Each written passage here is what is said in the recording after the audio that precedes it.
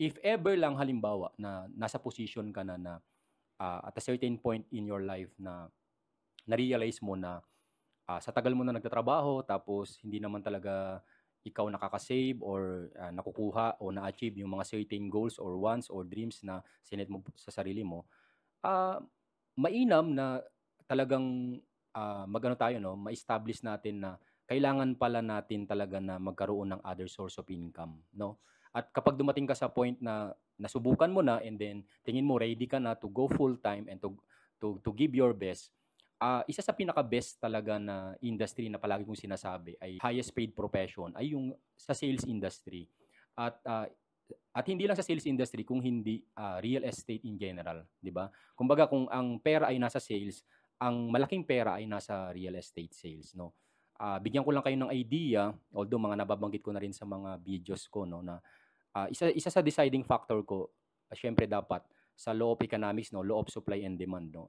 Ang case po ng real estate sa atin ng pabahay, ng housing, ay napakalaki po ng housing backlog Oo, na ang dami. 6,000,000 plus units ang wala pang bahay 'no, na kailangan ng magkaroon ng bahay pero hindi pa sila bumibili ng bahay.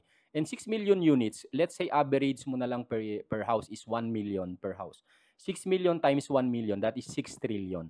So meaning to say, napakalaki ng opportunity para sa mga real estate salesperson sa Pilipinas na meron ka lang portion doon na maibenta doon sa Mm, trillion of ano na 'yon, of housing units. demand, para sufficient enough para maging financially independent or financially free ka 'no. So meaning to say, ang key sa success is siyempre pagkakaroon ng right mindset, pagkakaroon ng right environment at yung right vehicle. At ang real estate ay isa sa right vehicle na puwede mong pasukin para ikaw ay, mag-succeed financially. At hahanapin mo na lang yung pagkakaroon ng kung wala ka pang right mindset, eh, siyempre, kailangan continuously nag-aano ka, nagpu-push through ka sa personal growth mo 'no, you strive for excellence. And yung right environment or right community factor din 'yan. At, at yun yung kailangan po nating ano, i-joinan kung sakali po tayo na, papasok sa isang ano, sa isang, industry kagaya po ng real estate.